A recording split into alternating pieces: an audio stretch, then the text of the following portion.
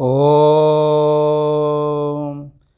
नमः श्री यतिराजाय विवेकानंद सूरये सच्चित् सुखस्वरूपाय स्वामिने तापहारिणे स्वामिने तापहारिणे। प्रिय मित्रांनो, नमस्कार।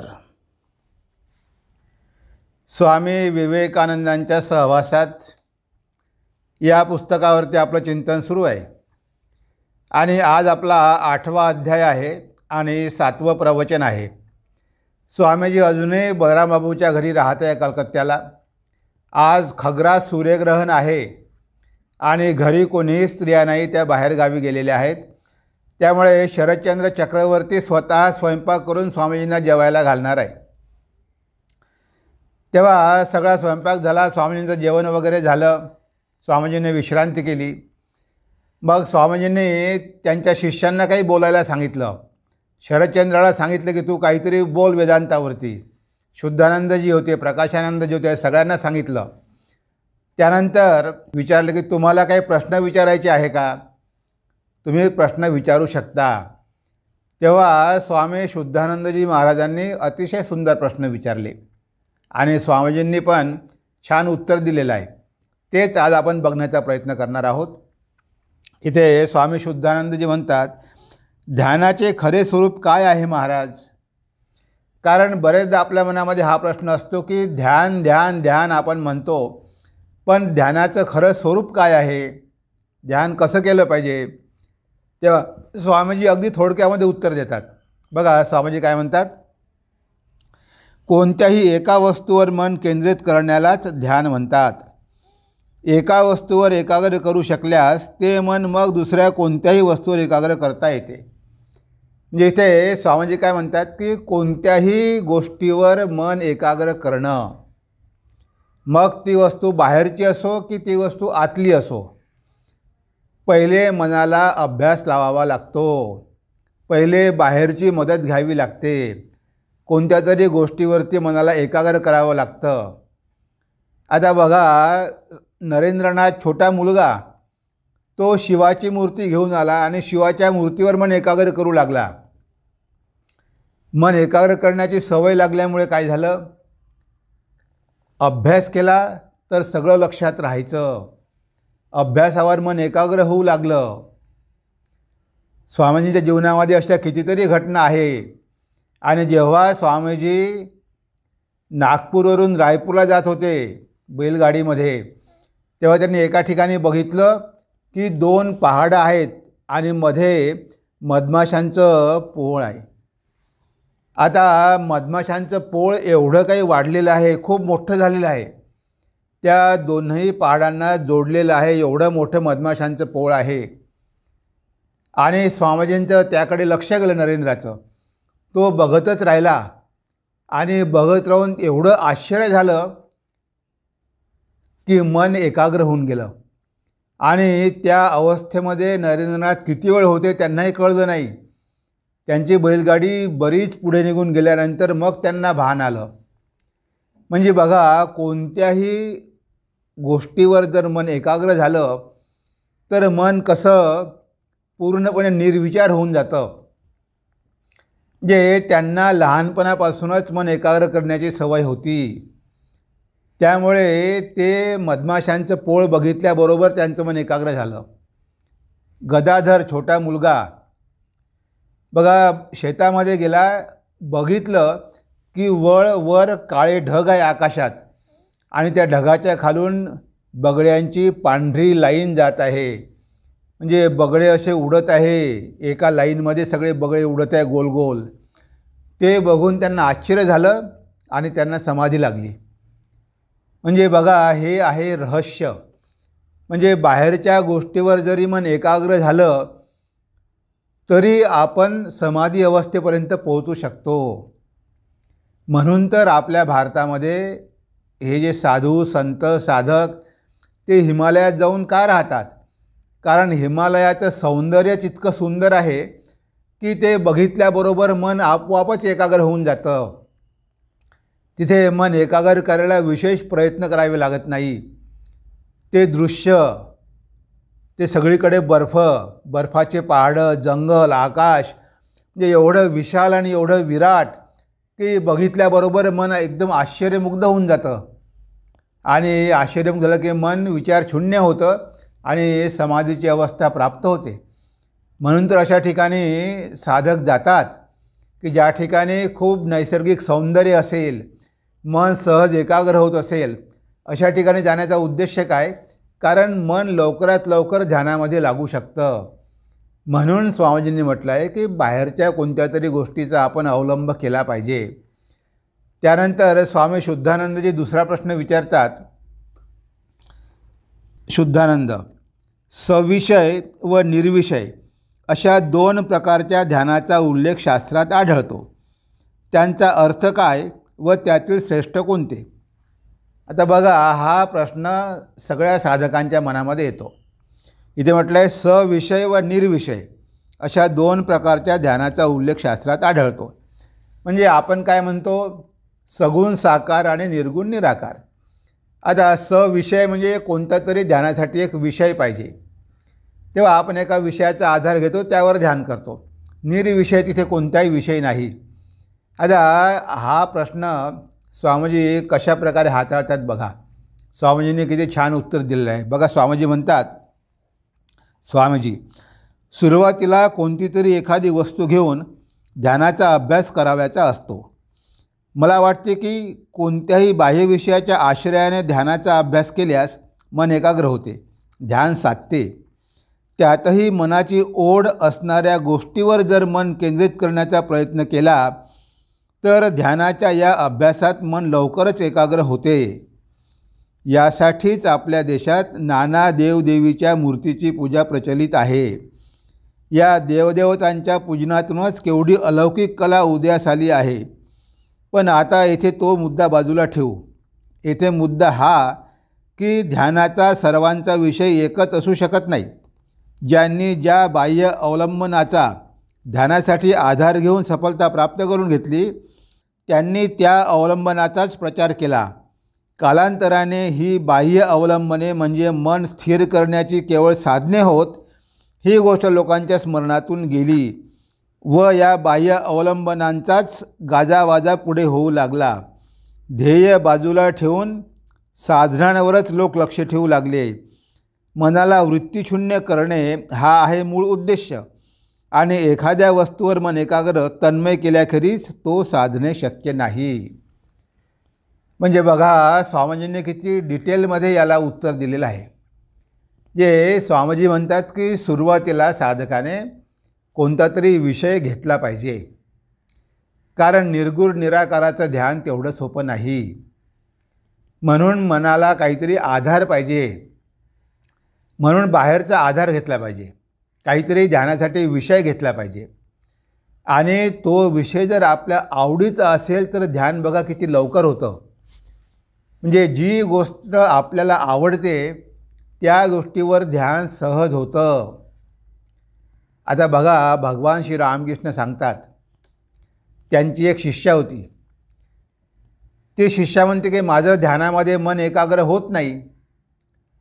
मग भगवान श्री रामकृष्ण विचारतात की मग मन जाते कुठे? तर ती म्हणाली की माझा एक छोटासा नातू आहे.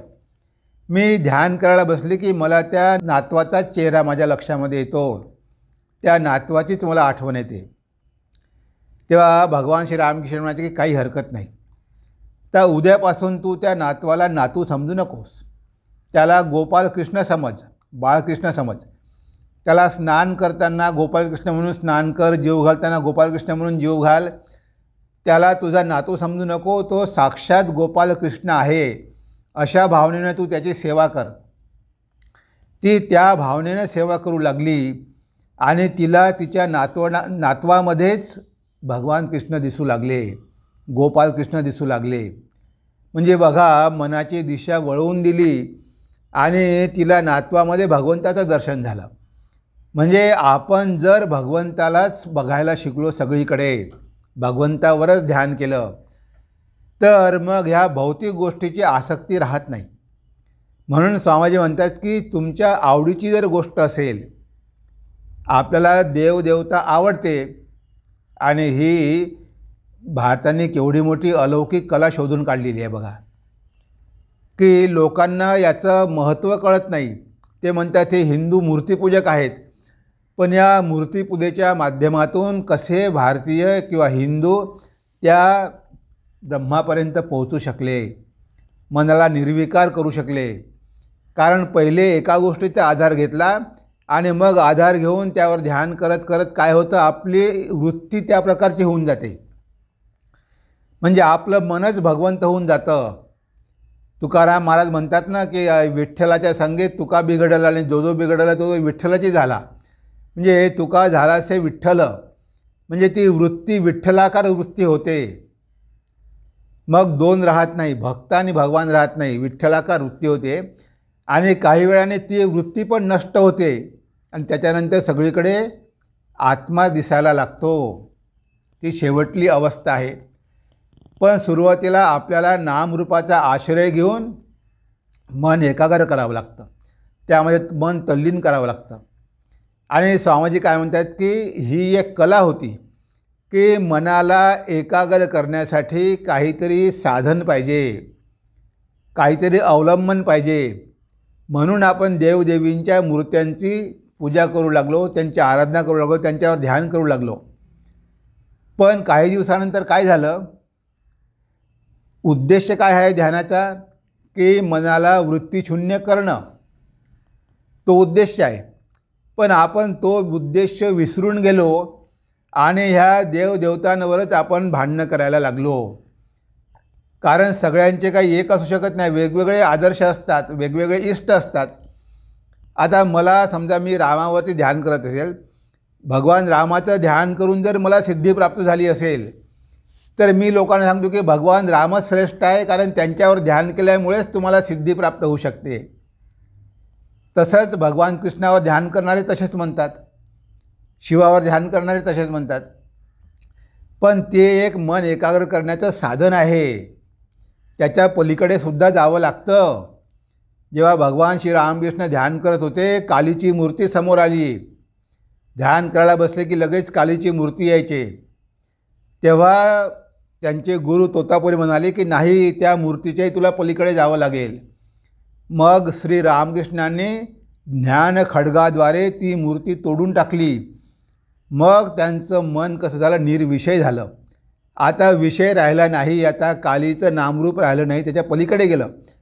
म्हणजे चित्तवृत्ती निरोध झाला आणि निर्विकल्प समाधी लागली. म्हणजे हा उद्देश आहे. आणि नामरूप हे काय आहे, माध्यम आहे.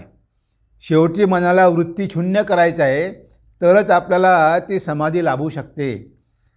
पण त्यासाठी आधार घ्यावा लागतो, नामरूपाचा, विषयाचा आधार घ्यावा लागतो. बाह्य विषयाचा आधार घेऊन मग आपल्याला त्याच्याही पलीकडे जावं लागते.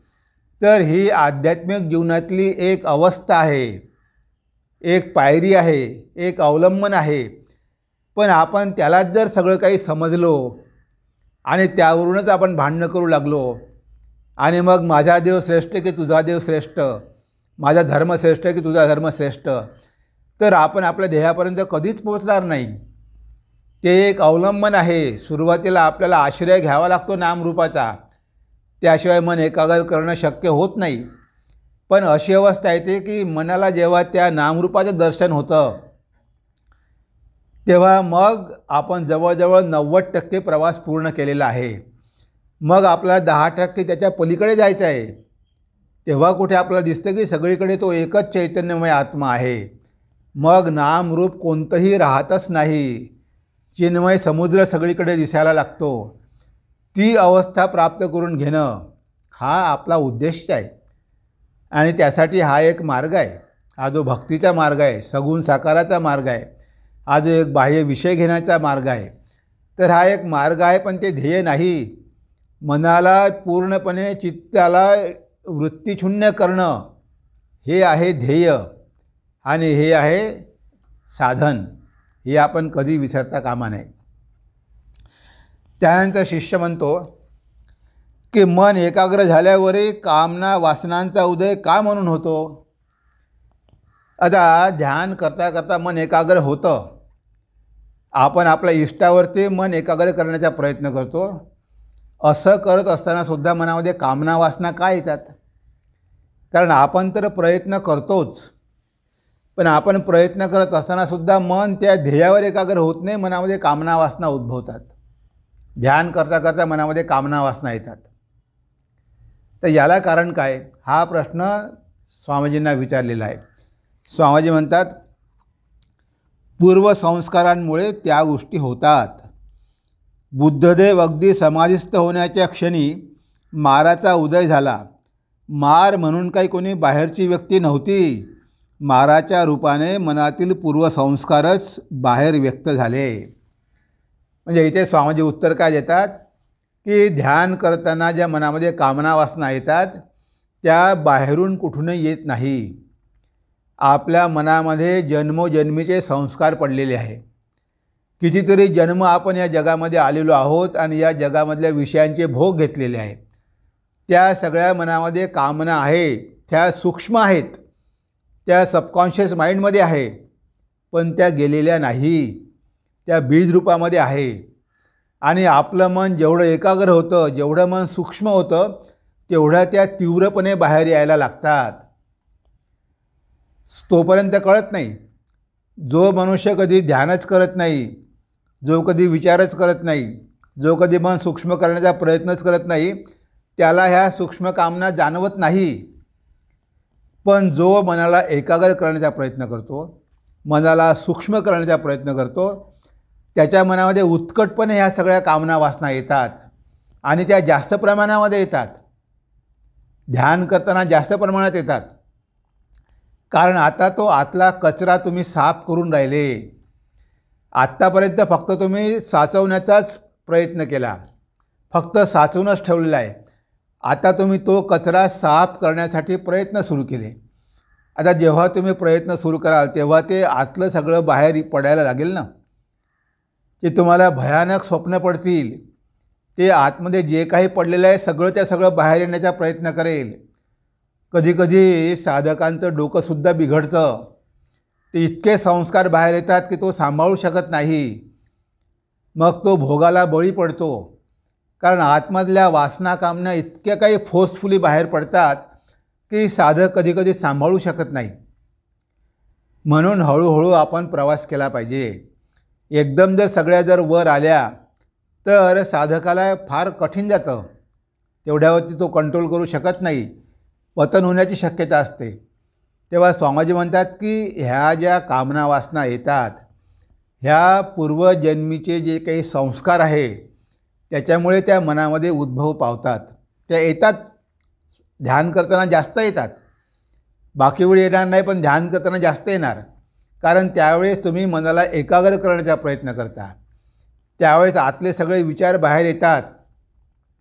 तुम्ही कामामध्ये व्यस्त राहिलात तर तुम्हाला जाणवत नाही, पण तुम्ही काम सोडून ध्यानाला बसले की मग मात्र ते आतलं सगळं बाहेर यायला सुरुवात होते.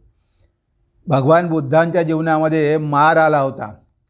त्या मारांनी भगवान बुद्धांना कितीतरी प्रलोभनं दाखवली, पण भगवान बुद्धांनी मात्र सगळ्यांचा धिक्कार केला. तेव्हा स्वामीजी म्हणतात की हे जे प्रलोभनं होती ही काही बाहेरची नव्हती. सिद्धार्थ गौतम असताना त्यांनी ज्या ज्या गोष्टी केलेल्या होत्या, कारण पत्नी होती, मुलगा होता आणि कितीतरी त्यांच्या सेवेसाठी तिथे अप्सरा होत्या, हे सगळं जे काही केलेलं होतं किंवा त्याच्या पूर्वजन्मी ते सगळे संस्कार त्यांच्या मनामध्ये पडलेले होते. आणि ते सगळे संस्कार एकदम यायला लागले आणि सिद्धार्थाला वाटलं की बाहेरून कोणीतरी आपल्यावर आक्रमण करत आहे, पण ते बाहेरचं काहीही नव्हतं. मनातले सगळे संस्कार होते आणि त्यांचा सामना सिद्धार्थाला करावा लागला. तेव्हा कुठे मग ती निर्वाणाची अवस्था प्राप्त झाली. बघा, त्या वासना कामनांना बळी पडले नाही. त्या वासना कामना पूर्ण करण्याचा प्रयत्न केला नाही. तेव्हा कुठे ती अवस्था प्राप्त झाली. नचिकेताला किती प्रलोभनं दाखवल्या गेली, पण नचिकेता म्हणाला की मला काहीही नको, मला फक्त सत्य जाणून घ्यायचं आहे. त्यानंतर शिष्य विचारतो, असे सांगतात की सिद्ध होण्यापूर्वी अनेक भयानक अनुभव येतात, ते सारे काय मनकल्पित असतात? आता इथे शिष्य विचारतो शरदचंद्र की असं म्हणतात की समाधीत जाण्यापूर्वी अनेक भयानक अनुभव येतात, ते सारे काय मनकल्पित असतात? म्हणजे जेव्हा साधक सिद्ध होतो तेव्हा त्याला वेगवेगळ्या प्रकारच्या अनुभूती होतात, चांगल्याही होतात, वाईटही होतात, कितीतरी आकर्षक गोष्टी त्याला दिसायला लागतात. साधारण मनुष्य कल्पना करू शकत नाही. जो साधना करतो त्याला साधना करता करता इतक्या काही अनुभूती येतात की कधीही तो त्या अनुभूतींच्या मागे धावू शकतो. ज्याला आपण चमत्कार म्हणतो ना, चमत्कार म्हणजे काय आहे? ते वेगवेगळ्या अनुभूतीच आहे. पण हे सगळे मार्गातले आपल्या अडथळे आहे. तेव्हा म्हणून इथे शिष्य विचारतो की असे सांगतात की सिद्ध होण्यापूर्वी अनेक भयानक अनुभव येतात, ते सारे काय मनकल्पित असतात? स्वामीजी काय म्हणतात बघा. स्वामीजी, नाहीतर काय मग, साधकाला मात्र त्या अवस्थेत उमजत नाही की हे सारे आपल्याच मनाचे खेळ आहेत म्हणून. बाहेर त्यातले काहीच नसते. हे जे जगत पाहतोच बाहेर, त्यालाही अस्तित्व नाही. सारा मनाचाच खेळ. मन वृत्तीशून्य झाल्यावर त्यात ब्रह्माचे प्रतिबिंब पडते. तेव्हा यम यम लोकम मनसा संविभाती, त्या लोकाचे दर्शन होऊ शकते. जो संकल्प करावा तो पूर्ण होतो. ही सत्यसंकल्प अवस्था प्राप्त होऊनही जो जागरूक राहतो, कुठल्याही वासनेचा पगडा आपल्यावर बसू देत नाही, त्यालाच ब्रह्मज्ञान लाभते. उलट ही अवस्था लाभल्यावर जो विचलित होतो त्याला अनेक सिद्धी लाभतात व तो परमार्थापासून भ्रष्ट होतो. म्हणजे बघा, स्वामीजींनी इथे स्पष्टपणे सांगितलेलं आहे की जेव्हा आपण साधना करतो तेव्हा आपल्याला जे काही अनुभव येतात ते बाहेरून येत नसतात. कारण तुम्ही एक शक्ती प्राप्त करून राहिले. ती शक्ती तुम्हाला प्राप्त होते साधनेमुळे. आणि शेवटी मनुष्य काय होतो? सत्य संकल्प होतो. म्हणजे त्याने जो संकल्प केला तो पूर्ण होतो. पण त्याला ती अवस्था प्राप्त झाल्यावर सुद्धा त्याने मात्र त्याचा वापर करू नये. त्या शक्तीचा वापर केला तर मग तो अध्यात्म मार्गात पुढे जाऊ शकत नाही. आता बघा, भगवान श्रीरामकृष्णांचे 2 शिष्य होते, चंद्र आणि गिरिजा. त्या दोघांना ह्या शक्ती प्राप्त झाल्या होत्या. श्रीरामकृष्णांनी बघितलं की यांच्याकडे ह्या शक्ती आहे आणि ते त्याचा वापर करू लागले. आणि ठाकूरांना वाटलं की ह्या शक्तींचा या लोकांनी वापर केला तर यांची आध्यात्मिक प्रगती होणार नाही. म्हणून श्रीरामकृष्णांनी त्यांच्या शक्ती स्वतःकडे घेऊन घेतल्या, चंद्र आणि गिरिजा. इव्हन नरेंद्रनाथ जेव्हा ध्यान करायचे तेव्हा त्यांचा दूरदर्शन आणि दूरश्रवण हे अनुभव व्हायचे. ते खोलीमध्ये बसले, पण खोलीमध्ये बसून फार लांबचं ते बघू शकायचे. लांबचं संभाषण त्यांना ऐकू यायचं. दूरश्रवण आणि दूरदर्शन, दूरच्या गोष्टी बघायचे, दूरच्या गोष्टी ऐकायचे. तेव्हा ठाकूरांना त्यांनी सांगितलं की असं असं होते. तेव्हा भगवान श्रीरामकृष्ण म्हणाले की आता काही दिवस ध्यान बंद कर. हे सगळे मार्गातले अडथळे आहे, ध्यान करू नकोच, हे सगळं जाऊ दे, मग पुन्हा ध्यान सुरू कर. म्हणजे भगवान श्रीरामकृष्णांना माहिती होतं की ही जरी सिद्धी असली तरी मार्गातला अडथळा आहे.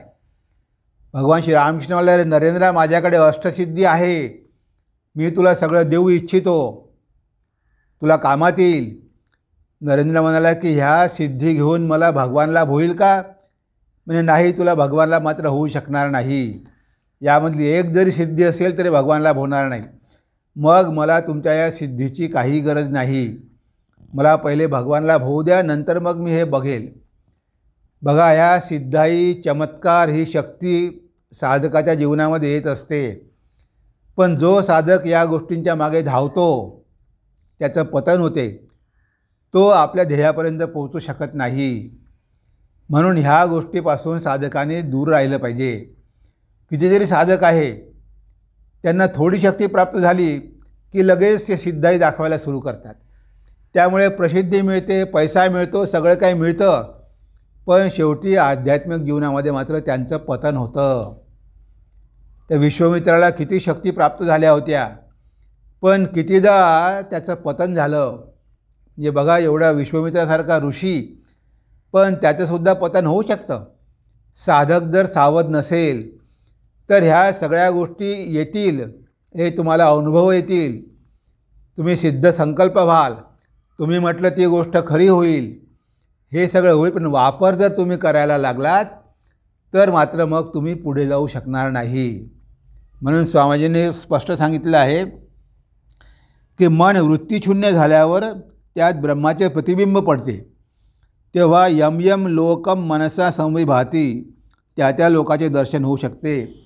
जे तुम्ही मनामध्ये जो संकल्प केला, तुम्ही म्हटलं की मला वैकुंठाचं दर्शन झालं पाहिजे, तुम्हाला वैकुंठाचं दर्शन होईल. तुम्ही म्हटलं की मला कैलाशाचं दर्शन झालं पाहिजे, यम यम लोकम, ज्या ज्या लोकांचा तुम्ही संकल्प कराल तो लोक तुम्ही बघू शकाल. म्हणजे तुमच्या मनामध्ये एवढं सामर्थ्य येईल, त्या लोकांचे दर्शन तुम्हाला होऊ शकते. जो संकल्प करावा तो पूर्ण होतो. तुम्ही मनामध्ये जो काही संकल्प कराल की मला 10 कोटी रुपये मिळाले पाहिजे, तुम्हाला 10 कोटी रुपये मिळतील. पण शेवटी तो तुम्ही संकल्प केल्यामुळे ते 10 कोटीमुळे तुमचा विनाश झाला. तुम्ही पैसा घेऊन करणार काय? ही सत्यसंकल्प अवस्था प्राप्त होऊ नये. जो जागरूक राहतो, कुठल्याही वासनेचा पगडा आपल्यावर बसू देत नाही, त्यालाच ब्रह्मज्ञान लाभते. उलट ही अवस्था लाभल्यावर जो विचलित होतो त्याला अनेक सिद्धी लाभतात व तो परमार्थापासून भ्रष्ट होतो. म्हणजे बघा, आध्यात्मिक जीवनामध्ये किती प्रकारचे धोके आहेत. म्हणजे आध्यात्मिक जीवनात प्रगती झाली, ती प्रगतीसुद्धा आपल्याला डायजेस्ट करता आली पाहिजे. जर आपल्याला हजम झाली नाही तर आपण थोडीशी शक्ती मिळाली की लगेच प्रयोग करायला सुरुवात करतो आणि लोकांना दाखवतो की आपण किती मोठे आध्यात्मिक आहोत. म्हणून शेवटी स्वामीजी काय म्हणतात की अगदी महत्त्वाचं म्हणजे त्याग, त्याग, त्याग. ह्या जगातल्या कोणत्याही गोष्टीच्या मागे धावू नका. तुम्हाला कितीही पॉवर मिळेल, शक्ती मिळेल, भोग मिळेल, पण ह्या सगळ्यांचा त्याग हेच अतिशय महत्त्वाचं आहे. शेवटी स्वामीजी कन्क्लूड करतात. एवढे सांगून झाल्यावर स्वामीजी म्हणाले, शिव शिव असे नामोच्चारण करू लागले. पुढे ते पुन्हा म्हणाले, एका त्यागाखेरीज ह्या जीवन समस्येचे गूढ उकलण्याचा दुसरा कोणताही मार्ग नाही. त्याग, त्याग, त्याग हाच होऊ द्या तुमच्या जीवनाचा मूलमंत्र. सर्व वस्तू भयान्वितम भुवी नृणाम वैराग्यमेव अभयम. या जगामधील प्रत्येक गोष्टीला भय आहे. भय नाही फक्त वैराग्याला. वैराग्य म्हणजेच अभय. म्हणून ही माया तुम्हाला बऱ्याच गोष्टी दाखवतील, बरेच प्रलोभनं देतील, पण तुम्हाला जर ब्रह्मज्ञान पाहिजे असेल तर ह्या सगळ्या गोष्टींना तुच्छ समजून तुम्ही त्याचा त्याग केला पाहिजे. त्यागे नैके अमृतत्व मानशुः. एका त्यागाद्वारेच अमृतत्वाचा लाभ होऊ शकतो. म्हणून ह्या जगातली कितीही मोठमोठी प्रलोभनं तुमच्यासमोर आली, या मायाने तुम्हाला कितीही शक्ती दिल्या, तरी त्या सगळ्याच्या मागे धावू नका. तुम्हीच तुमच्या मार्गानं सरळ जात राहा. बिलकुल विचलित होऊ नका. कामनावासनांच्या मागे धावू नका आणि मनाला वृत्तीशून्य करण्याचा प्रयत्न करा. वृत्तीशून्य मन झालं तर ब्रह्मज्ञान होतं. आणि एकदा ब्रह्मज्ञान झाल्यानंतर ह्या सगळ्या गोष्टी अगदी तुच्छ वाटतात. याला काही मोल राहत नाही. ज्या मनुष्याला ज्ञान झालेलं आहे तो जगातल्या कोणत्याही वस्तूला जास्त महत्त्व देत नाही, कारण ह्या वस्तूंपासून मिळणाऱ्या आनंदापेक्षा तो आनंद अनंतपटीनं जास्त असतो. त्यामुळे त्याचं मन पुन्हा ह्या जगाकडे वळत नाही. त्याच्या मनामध्ये तीव्र वैराग्य निर्माण होतं. पण तोपर्यंत मात्र ही माया वेगवेगळी प्रलोभनं दाखवून आपल्याला फसवण्याचा प्रयत्न करते. म्हणून ह्या सिद्धाई, हे चमत्कार, हे सगळं घेण्याच्या भानगडीत साधकाने पडू नये.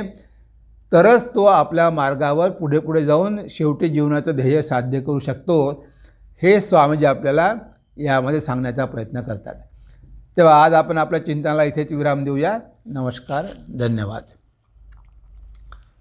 ओम सर्वे भवन्तु सुखिनः, सर्वे सन्तु निरामया, सर्वे भद्राणि पश्यन्तु, मा कश्चित् दुःखभाग् भवेत्, मा कश्चित् दुःखभाग् भवेत्. ओम शांति शांति शांति. हरि ओम तत्सत्. श्रीरामकृष्णार्पणमस्तु.